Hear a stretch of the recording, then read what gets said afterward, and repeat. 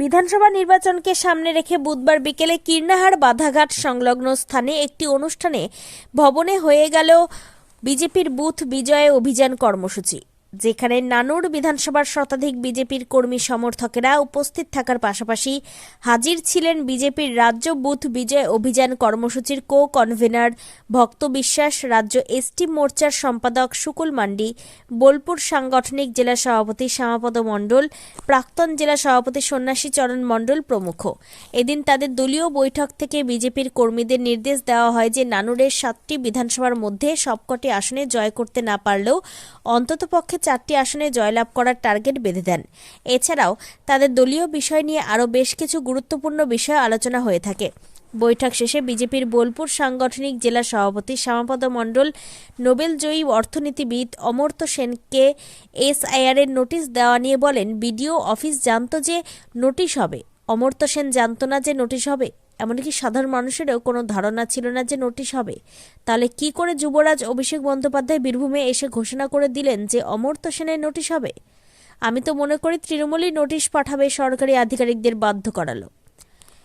এতেই তারা বাজার গরম করার জন্য নাটকীয় কাজ করছে। অন্যদিকে বিজেপির বোলপুর সাংগঠনিক জেলার প্রাক্তন জেলা সভাপতি সন্ন্যাসী চরণ মণ্ডলের বিরুদ্ধেও মঙ্গলবারের সভা থেকে অভিষেক আর্থিক তছরূপের অভিযোগ তুলেছিল। সেই পরিপ্রেক্ষিতে তিনি বলেন, তৃণমূলের মানুষ জানেন ডাকাতের রাজা অভিষেক বন্দ্যোপাধ্যায়। আমরা ওনাকে মনে করি উনি একজন পাগল। অভিষেক বন্দ্যোপাধ্যায় আমার বিরুদ্ধে তোলা অভিযোগ নিয়ে প্রমাণ দিতে পারলে 24 ঘন্টার মধ্যে বিজেপির সমস্ত দায়িত্ব থেকে পদত্যাগ করব। কীর্ণাহার থেকে অনুকূল গড়াইয়ের report, crime press Bengal news.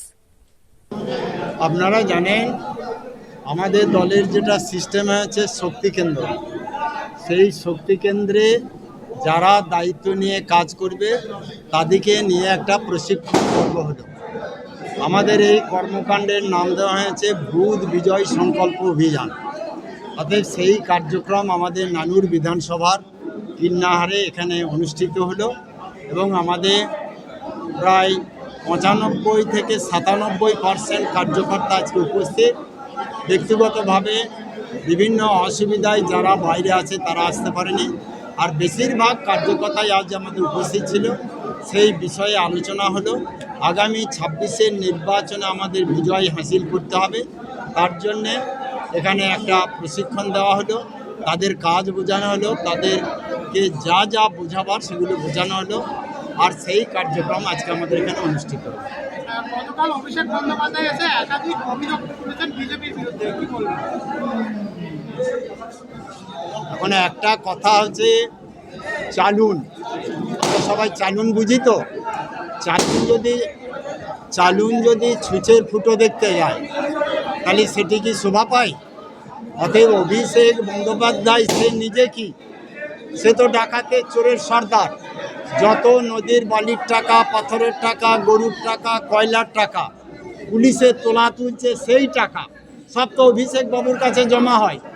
এই যে রামপুরহাটে প্রোগ্রাম করলো, আমার কাছে যেটা খবর, বীরভূম জেলার নদীকে 1 কোটি টাকা, 1 কোটির বেশি টাকা ওদের হাতে তুলে দিতে হবে কালকের মিটিং বাবু। তা তারা কোথা থেকে টাকা দেবে? তারা সাধারণ পাবলিকের কাছে টাকাটা আদায় করে দেবে, পুলিশ রাস্তায় নেমে সব কিছু ধরে টাকা আদায় করবে। একটা চোরের রাজা, তার এই ধরনের কথা বলা সাজে না। নিজেকে আগে সংস্কার করুন, নিজে আগে ঠিক হোক, তারপরে বিজেপির দিকে আঙুল তুলবে, তবেই সাধারণ জনগণ এটাকে মেনে নেবে। কাজল স্যার বলেছে বীরভূমে একদম বিরোধী শূন্য 11টায় জিতবে, এই ব্যাপারে কি বলবেন? তাহলে কাজল শেখরা এত চিন্তিত কেন? কাজল শেখরা এত ব্যস্ত কেন? কাজল শেখরা এত বিজেপির ভয়ে আতঙ্কিত কেন? বিজেপি যেখানেই প্রোগ্রাম করছে, এই যে আপনাদের কীর্ণাহারে প্রোগ্রাম হলো, তার 3 দিনের মাথায় সেই জায়গায় সেই রাস্তায় প্রোগ্রাম, বোলপুরে প্রোগ্রাম হলো সেই রাস্তায় প্রোগ্রাম, লাভপুরে প্রোগ্রাম হলো সেই রাস্তায় প্রোগ্রাম। যদি ওদের আতঙ্ক না আছে, ভয় না আছে, তাহলে বিজেপি কিছু লোক নিয়ে প্রোগ্রাম করছে, ওদের চিন্তার কারণ কি? ভেতরে ভেতরে ওরা অসার হয়ে গিয়েছে, ওদের ক্ষমতা নেই। বিজেপিকে এখন কপি করতে চাইছে, বিজেপিকে অনুসরণ করতে চাইছে। বিজেপিকে অনুসরণ করা ছাড়া ওদের আর কোনো উপায় নেই। তাই কাজলবাবুরা ওটা ফাঁকা আওয়াজ তুলছে। 11টা 26 সালের নির্বাচন আসুক, কত ধানে কত চাল বীরভূম জেলার মানুষ ওদেরকে হারে হারে বুঝিয়ে দেবে। আর অভিষেক ব্যানার্জি রামপুরহাটে উনি বলেছেন এইবারের টার্গেট আমাদের 215 থেকে 220 অধিক হবে, এই ব্যাপারে কি বলবেন? দেখুন, অভিষেক বন্দ্যোপাধ্যায় টার্গেট করতে পারে 294 সিটই আমরা নেব, ওটা ওর নিজের কথা, মনের কথা। 294 যদি সিট পাবে, কালকে রামপুরহাটে যে মিটিং করলো বলুন, বীরভূম জেলার কত গাড়ি তুলে নিয়েছিল আর কত গাড়িওয়ালাকে প্রকৃত গাড়ি ভাড়া দিয়েছে। আপনারা সাংবাদিকতা করেন, একটু খোঁজ খবর নিয়ে দেখুন। বাই হুক অ্যান্ড ক্রুক, গায়ের জোরে বল প্রয়োগ করে প্রশাসনকে কাজে লাগিয়ে ওরা সমস্ত গাড়ি নিয়ে ওরা মিটিং করলো। এবং আমার কাছে খবর, কেতুগ্রাম থেকে লোক আনতে হয়েছে, সেখানে 500 টাকা পার হেড এবং একটা বিরিয়ানির প্যাকেট সবই লোক নিয়ে যেতে পেরেছে। আর ভারতীয় জনতা পার্টি বিরিয়ানির প্যাকেট দূরের কথা, একটা মুড়ির ঠোঙা দিতে পারে না, গাড়ি ভাড়াও দিতে পারে না। মোটর সাইকেলে, সাইকেলে, পায়ে হেঁটে তারা মিটিং মিছিল ভরিয়ে দিচ্ছে। তৃণমূলের সঙ্গে পার্থক্য বিজেপির এটা, আর তারাও বুঝে নিয়েছে 26 সাল তৃণমূলের বিসর্জন, বিজেপির আগমন, এটা আর কেউ ঘুচাতে পারবে না। এটা দেওয়ালে লেখা হয়ে গিয়েছে, আকাশে বাতাসে ধ্বনিত হচ্ছে। দিন এলেই আপনারা বুঝতে পারবেন। আজকে অমর্ত্য সেনকে নোটিশ পাঠানো হয়েছে এসআইআর শুনানির জন্য। এই নিয়ে তৃণমূল বিতর্ক করছে যে কি, যে এটা বিজেপির চক্রান্ত। দেখুন, বিজেপি জুজুর ভয়, ওদিকে রাতে ঘুমোতে দিচ্ছে না, দিনে খেতে দিচ্ছে না। বিজেপির জুজুর ভয়ে ওরা আতঙ্কিত। অমর্ত্য সেনের মায়ের যখন এসআইআরের নাম নথিভুক্ত করা হয়েছিল, ভোটার লিস্টে তোলা হয়েছিল, তখন কংগ্রেসের জামানা ছিল। অমর্ত্য সেনের আর এক পরিবারের লোক বামপন্থী পিরিয়ডে 2002 সালেও এখানে এসআর হয়েছিল, তখন এখানে বিজেপি ছিল না, সিপিএম ছিল। এখন বিজেপির জমানায় এসআইআরের কাজ হচ্ছে, নির্বাচন কমিশনার কাজ করাচ্ছে। আমার প্রশ্ন, কংগ্রেস পিরিয়ডে এসআইআর হলো, বাম পিরিয়ডে এসআইআর হলো, তাহলে এখনও পর্যন্ত নির্ভুল এবং নিখুঁত ভোটার লিস্ট তার পরিবারের নাম থাকলো না কেন? আজকে এসআইআরের মানে অন্য কিছু নয়। এসআইআরের মানে নির্ভুল, নিখুঁত এবং সঠিক ভোটার লিস্ট নির্মাণ করা। অমর্ত্যবাবুর যদি কোনো স্পেলিং ভুল থাকে, যদি কোনো বয়সের ভুল থাকে, যদি কোনো অ্যাড্রেসের স্পেলিং ভুল থাকে, এইটাকে কারেকশন করার জন্যে নোটিশ জারি হয়েছে।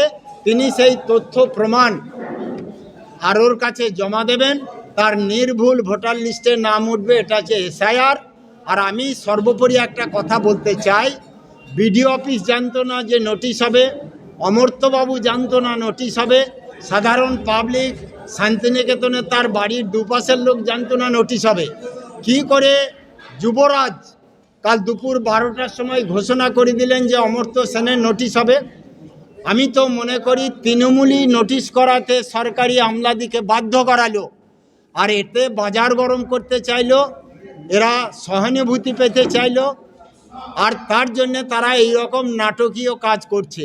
এসআইআর করার সময় বললে এসআইআর আতঙ্কে অমুক মারা গেল, তমুক মারা গেল। তৃণমূলের নেতাদের বাড়িতে গরু মারা গেলে এসআইআর আতঙ্কে, কুকুর মারা গেলে এসআইআর আতঙ্কে, তার বাড়িতে যদি একটা বিড়াল মারা যায় সেটাও আসে এসআইআর আতঙ্কে।